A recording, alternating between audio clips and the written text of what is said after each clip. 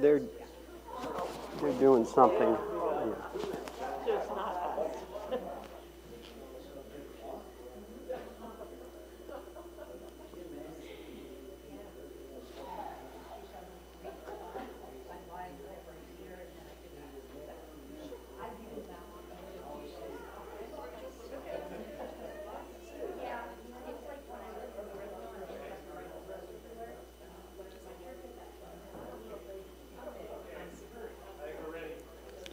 We are ready?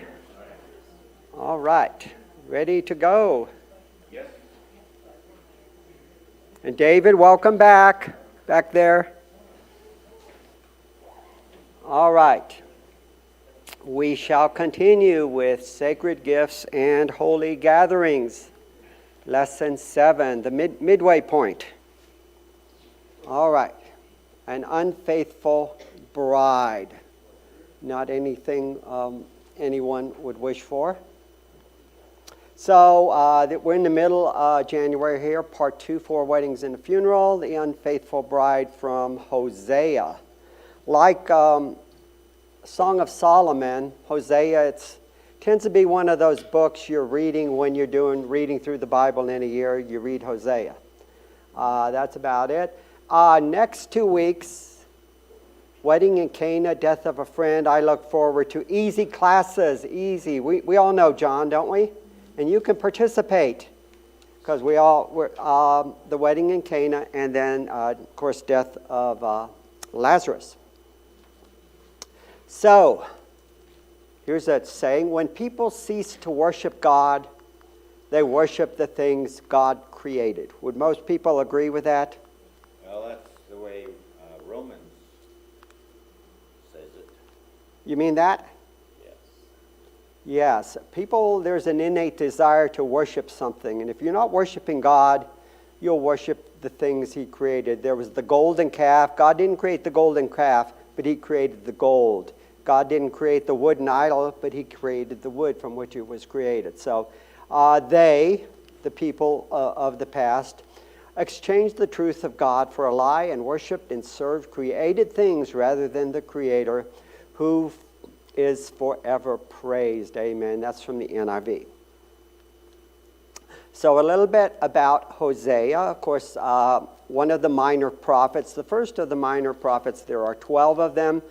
Minor prophets because they are shorter in length than the other prophets. Isaiah, Jeremiah, Ezekiel, Daniel, those books. Hosea was the only one of the prophets who was both raised in and ministered to the northern kingdom. We have 3 prophets, Hosea, Amos, and Jonah. But Amos was actually from Judah down by Tekoa, and Jonah, although he was from there, he prophesied in Assyria. He went all the way up north, specifically to the town of Nineveh. And he sort of went kicking and screaming. He didn't want to go. His Hebrew name for Hosea is Hoshea. Hosea is the shortened form of it. He had the same name as Joshua, was called Hoshea, Numbers 13:8. And the last king of the northern kingdom was called Hoshea. And there were other people. It was a common name, Old Testament times. His name means Yahweh has rescued, or Yahweh has saved, or Jehovah has saved. The book, unlike some of the other books, Isaiah, where he said, "Here am I, send me," Jeremiah, Ezekiel, it's written entirely in the third person. There's no I's or me's, the Lord said to me, or I did this or I did. Totally third person. Time frame is the end of the 8th century, about 750 to 715. And we get that from the introduction where we're told that the kings of both the northern kingdom and southern kingdom who served at that time. So that's where we get those approximate dates. Northern kingdom was, as you know, taken into captivity. This is 722 BC. So around about that time is where Hosea takes place, and it's believed that Hosea did not go into this captivity, but that his writings then were taken and preserved down in the southern kingdom. The northern kingdom was actually doing well financially. Things were going well for them under Jeroboam II. But of course, when things go financially for you, you tend to have you think you don't need God. Things are going well. We're doing well. If we weren't doing well, then God would be punishing us. And then Hosea's unfaithful wife, she would serve as a sign here for the covenant breaking of the northern kingdom. We really don't learn that much about her marriage or anything like that. But she primarily in this book serves as a sign to Israel. So let's look at the first verse here. The word of the Lord came to Hosea or Hoshea. He was the son of Beeri. We're just told he was the son of him. He's not mentioned anywhere else. We don't know much about him or anything about him other than here. During the days of, and this is what dates the book here, these four kings of Judah, Uzziah, Jotham, Ahaz, and Hezekiah, kings of Judah. Of the four, we probably know the most about Hezekiah. And during the days of Jeroboam, the son of Joash, king of Israel. Now, this is not the Jeroboam that when the two split apart in Rehoboam, southern kingdom, Jeroboam, northern kingdom. This is a later Jeroboam down the line. So there's the kings here, and that's what gets us the dates for the book. And you see here the intro to Isaiah. We get the same four kings: Uzziah, Jotham, Ahaz, and Hezekiah. So they were contemporary prophets, with Isaiah prophesying to the north, or the south, and Hosea would be prophesying to the north, along with Amos. And then we know Hezekiah reigned from 715 to 687 BC. So he didn't reign in the south until after the northern kingdom had already been taken into captivity into Assyria. So here's sort of a map that shows the situation here. Here's our prophets for Judah, these four, but we know primarily Isaiah and Micah. And then this Micah has the prophecy about out of Bethlehem will come my son. Here's the three prophets for Israel. Jonah, of course, he went up to Assyria. Then Amos, and then Hosea is our book here today. And then for Judah, we have the four kings here. And then Israel here, there's Jeroboam. And then he also ministered during these kings here, but they're not. They went pretty quick. And then here it is up close. A little bit more talks about the different kings there. And then Isaiah here, we'll look at this a little bit. Isaiah advises Ahaz and Hezekiah when when Assyria then tries to take over. They've got the northern kingdom. They go down and try to take the southern kingdom, but they're unsuccessful. And Isaiah is advising Hezekiah what to do during that time. Second verse, when the Lord first spoke to Hosea, the Lord said to Hosea, "Go take to yourself a wife of harlotry and have children of harlotry, for the land commits flagrant harlotry, forsaking the Lord." You think harlotry is a theme here? Repeated words indicate what's important. So he tells Hosea to go, marry yourself a wife of harlotry, and have children of harlotry. And this will be a sign to Israel that, like Hosea's wife, they have committed harlotry or forsaken the Lord their God.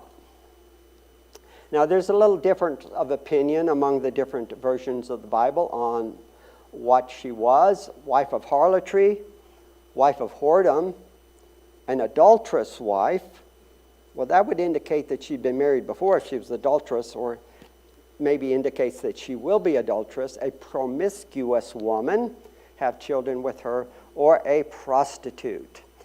But but the end result is all the same. They signify forsaking the Lord or being unfaithful to the Lord. So let's look a little bit harlotry and brides. Many people ask counsel from my people ask counsel from their wooden idols. So these are gods they made for themselves, and their staff informs them. So rather than consulting the Lord, they have gone and consulted things that they have created. For the spirit of harlotry has caused them to stray away from God, and they have played the harlot against their God. My people have played the harlot against their God.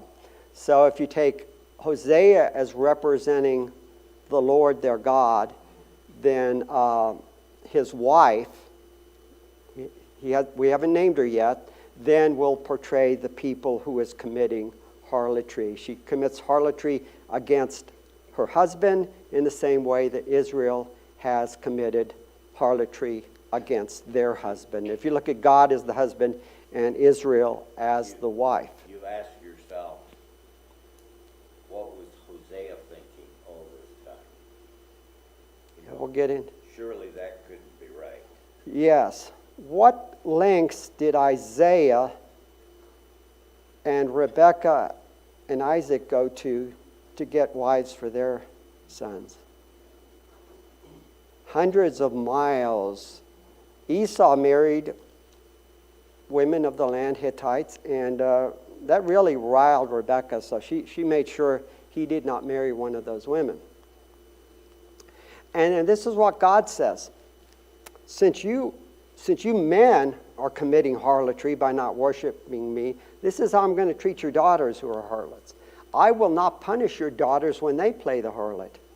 You know, I'd be a hypocrite if I punish them for being the harlot when you're a harlot.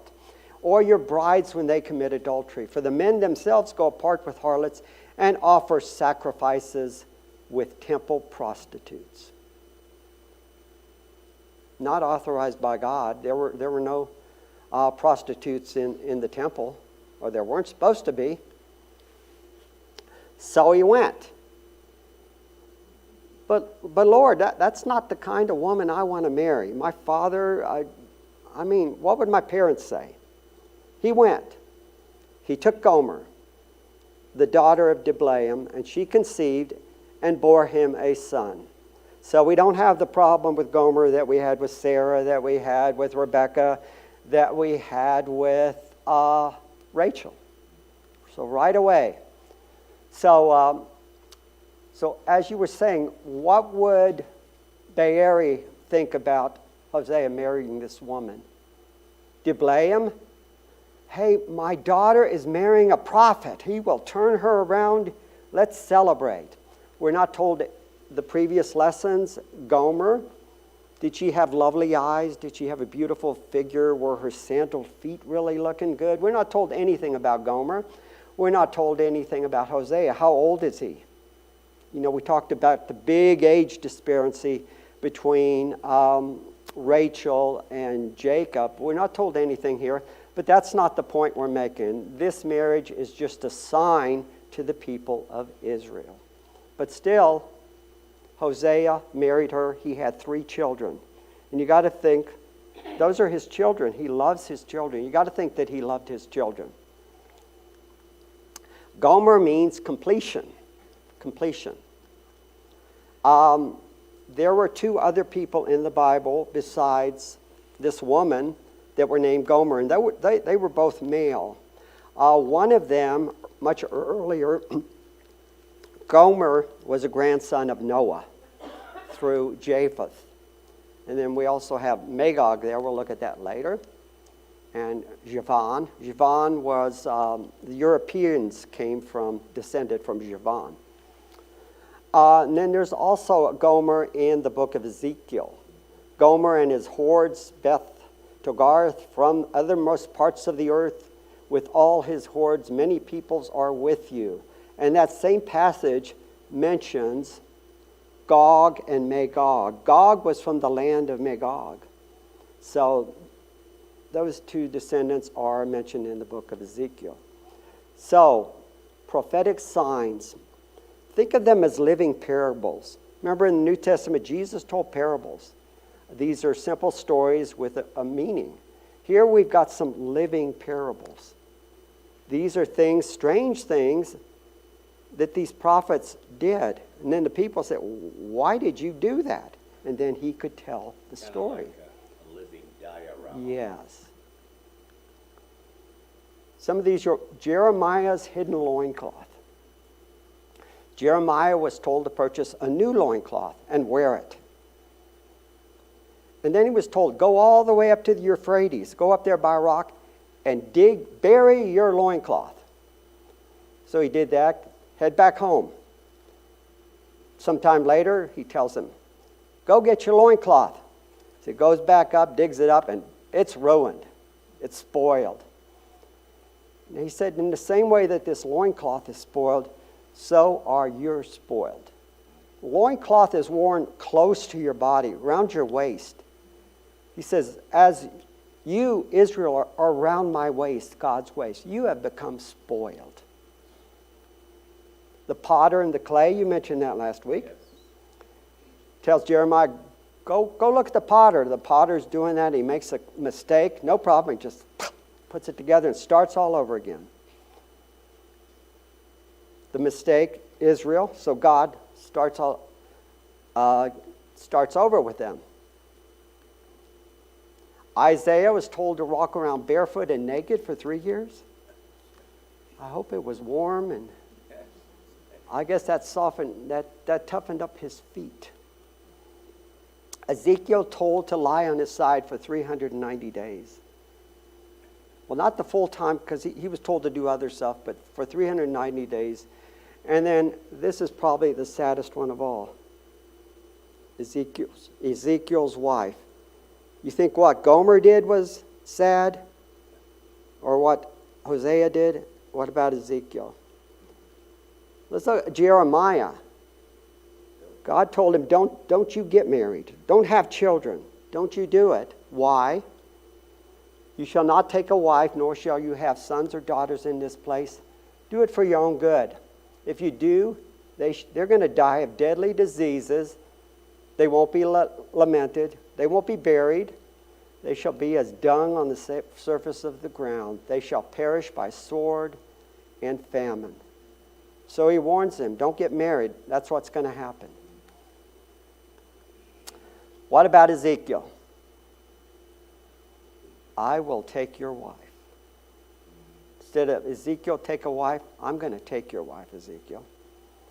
The word of the Lord came to me, Son of man, behold, I'm about to take the delight of your eyes. You think he loved her? The delight of your eyes away from you at a stroke, yet you shall not mourn or weep. You shall not mourn or weep. Now this is what the high priest had to do. When Aaron's sons, Nadab and Abihu, died, he was not allowed to mourn or weep. His other two sons just carried him outside the camp. But he tells Ezekiel, you shall not mourn or weep, nor shall tears run down. Sigh, but not aloud. Make no mourning for the dead. Bind on your turban, put on your shoes, on your feet. Do not cover your lips, nor eat the bread of men. So I spoke to the people in the morning. I went about my normal business, and at evening my wife died, like the Lord said. And on the next morning I did as I was commanded. Now what would you expect would happen the next morning? His wife died. Mourning. And the people said to me, will you not tell us what these things mean for us, that you are acting thus? Ezekiel was taken into captivity in the second wave, 597 BC, along with his wife. And they had a house there by the river Kebar or whatever. And the people, the elders of the land who were taken into captivity, knew that Ezekiel was a prophet. And they came to his house. They were guests at his house, and he would give them news of what happened back in Jerusalem. His wife would serve as hostess. They knew his wife. They knew the relationship they had. And they're saying, Ezekiel, why are you not mourning for your wife? This isn't you. Why are you doing this? Then Ezekiel presents the message that the Lord wanted him to present. He said, the word of the Lord came to me, say to the house of Israel, thus says the Lord God, behold, I will profane my sanctuary, my temple, the pride of your power, the delight of your eyes. The delight of my eyes was taken away. The delight of your eyes is going to be taken away.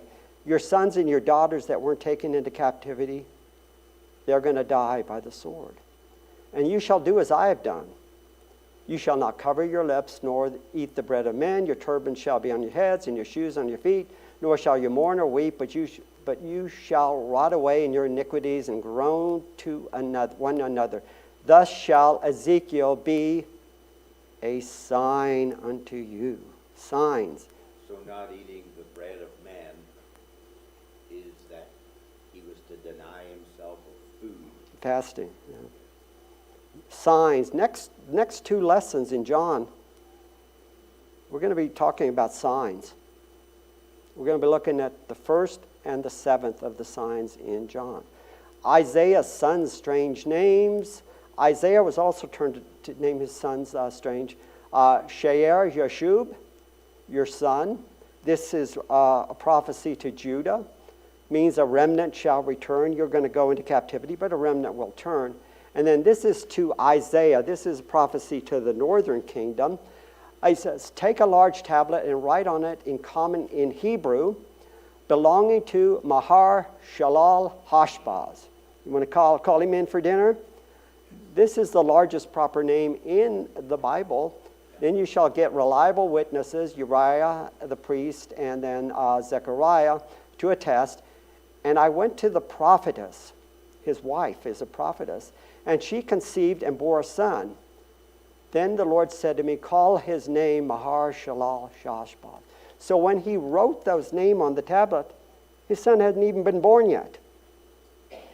So call his name that, before the boy knows how to cry, my father or my mother, the wealth of Damascus and the spoil of Samaria. So before this boy learns how to speak, Assyria, northern kingdom is going to be carried into captivity. Okay, back to Gomer conceived and bore Hosea a son, named him Jezreel. For yet a little while, and I will punish the house of Jehu for the bloodshed of Jezreel, and I will put an end to the kingdom of the house of Israel. I'm going to put an end to, not to the northern kingdom, but to the house that's currently in power. And on that day, I will break the bow of Israel in the valley of Jezreel. I will break the bow. I will destroy Israel's military power here at Jezreel. This punish the house of Jehu. Depending on your Bible version you're reading, this reads quite differently. What does he mean here? I'm going to punish them for the bloodshed of Jezreel. We're going to look at that. The different versions. NIV, I will soon punish the house of Jehu for the massacre of Jezreel.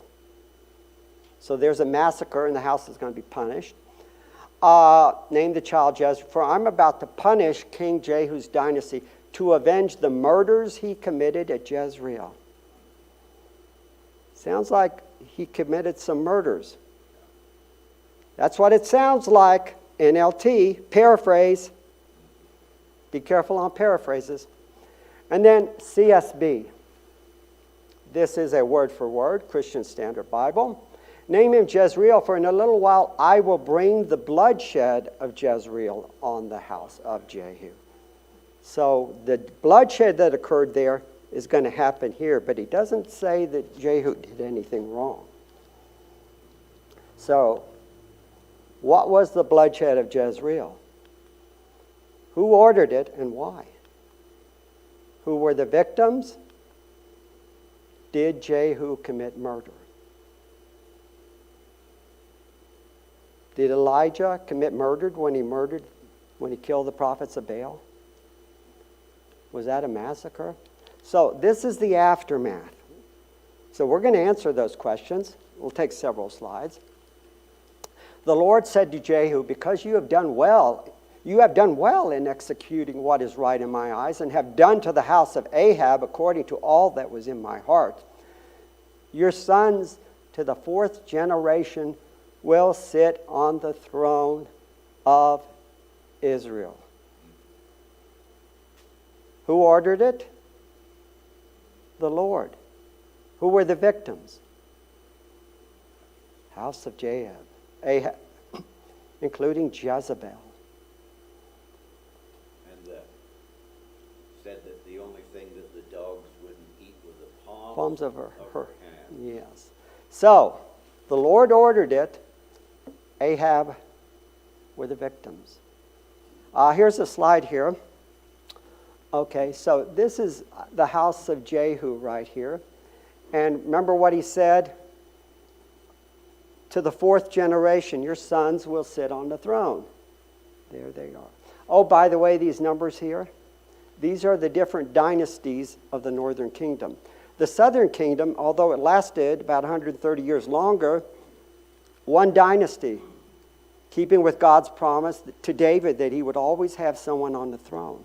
But the northern kingdom, look at that. Jeroboam, that was the king who started. God promised him, if you do my will, I'm going to make a dynasty like I did for David. But he didn't trust God. He said, well, if my people go down to worship in Jerusalem, they're going to leave. So he made alternate places of worship in Bethel and Dan. But here are the people here. I remember I said one of the kings was named Hoshea. That's him right there, the last king. These are the people that God's going to punish here, not Jehu. And so this is the group that he told Jehu to wipe out, the house of Ahab. At the time, Ahab was already gone. He'd been killed in battle, shot with an arrow. His son, Ahaziah, he fell through a lattice and he died. So only Joram is left. So he needs to wipe him out and the other people. Thus Jehu, why he was a good king, it said mostly bad, but he did some good things. Thus Jehu eradicated Baal worship out of Israel. It ended.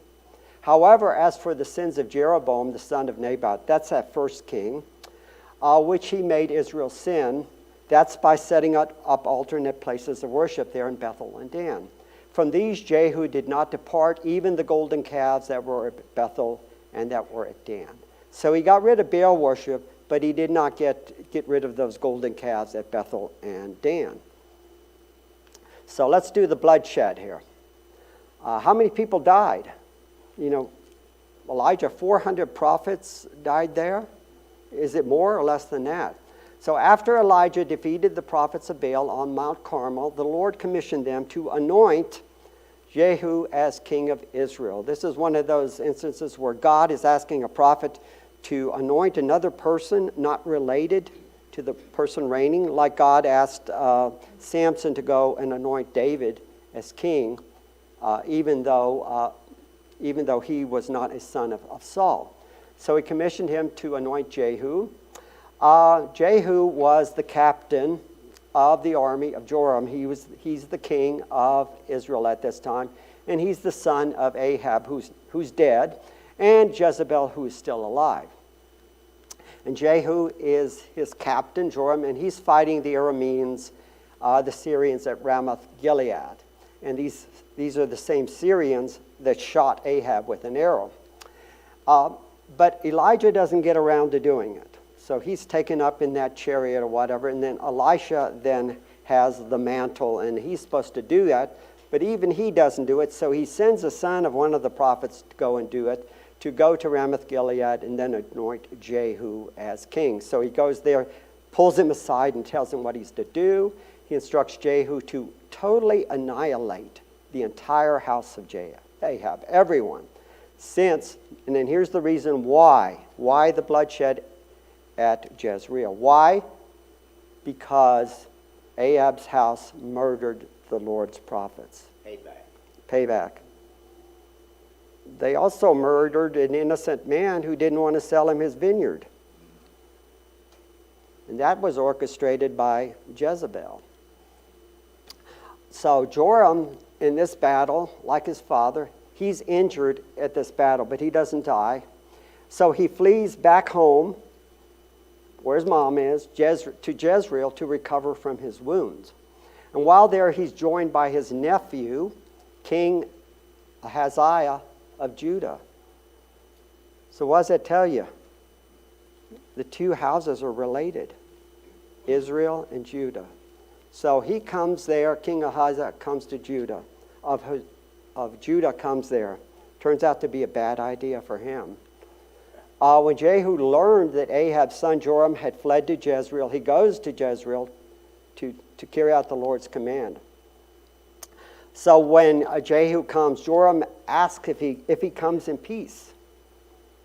But Jehu says, in peace is impossible due to the spiritual harlotry of your mother, Jezebel, who is there in Jezreel. When Joram attempts to flee, Jehu kills him with an arrow to the heart. So both Jehu and Ahab die with an arrow. One dead. It's not a bloodshed yet. Jehu disposes of his body on the ground that belonged to Naboth, the Jezreelite. Just reward, right? Just punishment. And then here he quotes that thing from the Lord. Take up his body and throw him on the plot of the ground in accordance with the word of the Lord.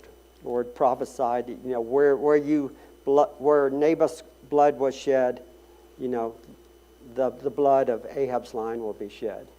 Since Ahaziah, the king of Judah, was also a member of Ahab's house, Jehu also ordered his death. Now he didn't go to Judah to do it, but since he was in Israel and since he was the house of Ahab, he's dead. 2, not a bloodshed yet, is it? Thus says the Lord, the God of Israel, I've anointed you king over the people of the Lord, even over Israel. You shall strike the house of Ahab. This is what this prophet told to Jehu when he anointed him. You shall strike the house of Ahab, your master, that I may avenge the blood of my servants, the prophets. So this is why. And the blood of all the servants of the Lord at the hand of Jezebel. For the whole house of Ahab shall perish, and I will cut off from Ahab every male person, both bond and free, in Israel. He didn't say in Judah, but in Israel. And since the king of Israel, king of Judah came up there, he was in Israel, he's the house of Ahab. So he carried out the word there. Jehu then goes to Jezreel and asks Jezebel's attendants in Jezreel to throw her out the window. Otherwise he's going to attack, and they throw her out the window. And then that's what you mentioned, the dogs licking her blood there. This is Jezebel. 3, Jehu learns that 70 descendants of Ahab remain in Samaria. 70 descendants of Ahab. The man was quite fruitful, wasn't he? You wonder how, he had a wife, Jezebel. How many concubines did this man have or something? So he's really God's hitman. Yes. Yep, he does that. He writes to the leaders and elders of the city. He informs the leaders to bring the heads of Ahab's descendants to the court in Jezreel if they're on his side. And say, well, we better get on this side. He's already killed our king. So the elders comply and bring the heads of Ahab's descendants to Jezreel, placing them in 2 large heaps at the entrance of the king's gate. 73. Getting close. Yep. Jehu then travels to Samaria, that's the capital, and meets 42 relatives of Ahaziah, king of Judah, on their way to visit the royal princes. That's those royal princes that are already dead. He's already killed them. Jehu orders their execution. 115. Grand total, 115. So here, this is just the map here. It shows everything. So this is where the battle is. This is where Jehu gets anointed. He comes back here to Jezreel, and that's where he is killed. There's Megiddo. And then down here, Jerusalem, this is where the relatives of Ahab who lived in Judah came. And then they came up. But they all got killed in this area.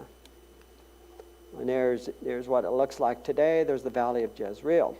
So that's the first child. And we're obviously not going to spend this long on the other 2. Then she conceived again and gave birth to a daughter this time. So he has a daughter, and he said to him, name her Lo Ruhamah, which means she has not received mercy. Yeah, that's a sad name for his little girl, which I'm sure he loves. For I will no longer have compassion or mercy on the house of Israel, that I would ever forgive them. That I would ever forgive them. Verse 6. Verse 10, they're forgiven. Don't worry about it. God can never stay angry long, can he? His compassion. But I will have compassion on the house of Judah and deliver them by the Lord their God. So they will be delivered from this Assyrian captivity, and will not deliver them by bow, sword, battle, horses, or horsemen. He's going to do it on his own. None of that. Remember Gideon? He had this big army where it says, they're too big. Too many, get rid of them. Get them, no, low. 300. This time God's going to do it with 0. The Syrian king Sennacherib has surrounded Jerusalem and demanded Hezekiah's surrender. Now the king is battling elsewhere, and he sends his emissary, that Rahabashakeh, with a letter to read to Hezekiah, and he's reading it in Hebrew. So everybody can hear. Everybody can hear. And the king, and this emissary is saying, don't let Hezekiah make you trust in the Lord by saying that the Lord will surely deliver you. And this city will not be given into the hand of the king of Assyria. You think those are fighting words for the Lord? Definitely. Don't let Hezekiah tell you that the Lord's going to save you. He can't save you. Then Hezekiah prays to the Lord for help. This letter that this man read, he delivers to Hezekiah. He gives him this letter. Hezekiah goes to the temple. He takes this letter and lays it down before the Lord. He said, Lord, you see what they've done? And then he says, truly, O Lord, this is his prayer. The kings of Assyria have laid waste the nations and their lands and have cast their gods into the fire. So he does acknowledge that this king of Syria is powerful. Therefore, they were destroyed, these men, because their gods were the work of men's hands. But Lord, you're not like that. So now, O Lord our God, save us, please, from his hand, that all the kingdoms of the earth may know that you, O Lord, are God alone. So this will be a sign when you save us against this powerful man. So the Lord answers his prayer. Therefore, says the Lord, and this answer comes through Isaiah the prophet. And at the end there it says, I will defend this city to save it for my own sake and for the sake of my servant David. So how does the Lord do this? Jerusalem is surrounded by these armies. That night, the angel of the Lord, many believe this to be a theophany or the Christophany, went out and struck down 185,000 in the camp. That's a biggie, isn't it? A lot more than Jehu had.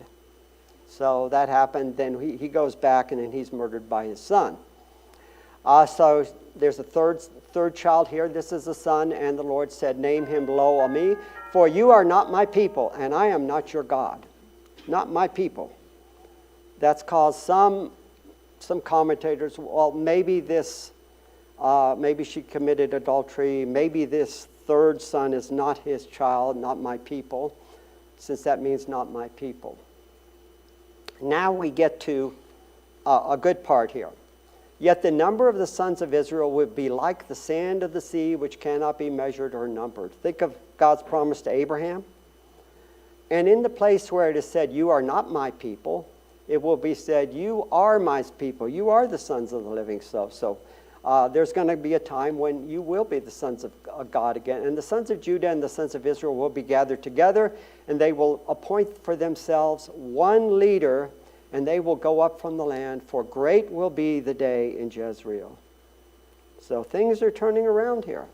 One leader, maybe foretelling the Christ here. So Gomer leaves Hosea.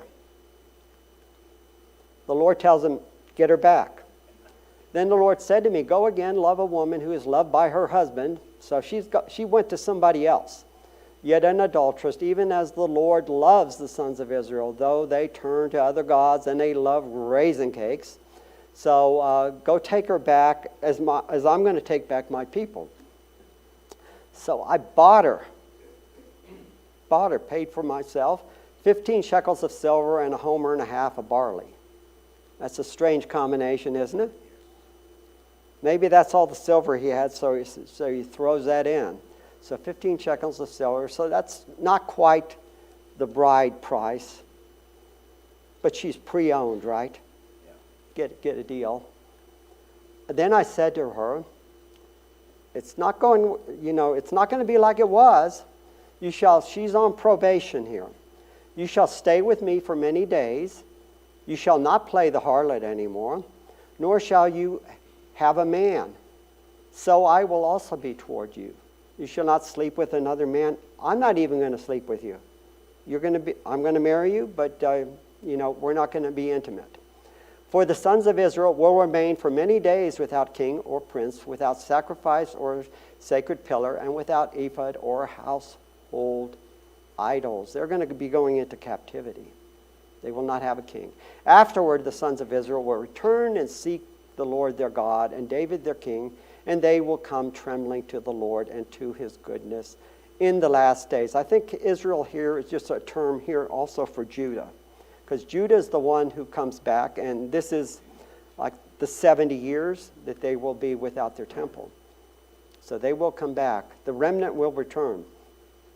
Listen to the word of the Lord, O sons of Israel, for the Lord has a case against the inhabitants of the land, because there is no faithfulness or kindness or knowledge of God in the land. Sounds kind of sad. There's swearing, there's deception, there's murder, there's stealing, and there's adultery. They employ violence so that the bloodshed follows bloodshed. Therefore the land mourns, and everyone who lives in it languishes along with the beasts of the field and the birds and the fish. So everyone, people and the animals, everyone will languish in the land. Harlotry, wine, and new wine take away the understanding. Wine and new wine, we'll talk about that next week, the wedding in Cana. My people consult wooden idols, diviners' wands. Spirit of harlotry has led them astray. They played the harlot, departing from God. They offer sacrifices on the top of mountains, burn incense on the hills, under poplar, terebinth, because their shade is pleasant. Well, you want to be comfortable when you're committing idolatry, don't you? Yeah. Pick a good place. Shade, nice ground, some grass, coolness. Therefore, your daughters play the harlot and your brides committed. Don't forget the raisin cake. Yeah, the raisin cakes. That's good. I will not punish your daughters when they play, this is what we said before, or your brides when they commit adultery, for the men themselves go apart and play harlots and offer sacrifices with temple prostitutes. Well, this is not the Lord's temple, hopefully. So the people without understanding, they have set up kings. Lord didn't anoint them. They set up their own kings, their own princes. They were rejected by God. For from Israel is even this, a craftsman made the God, but it is not God. Surely the calf of Samaria will be broken to pieces. Look at this. How's that for timing? Next week, a wedding in Cana. The first of the 7 signs in the gospel according to John. Good job. All right.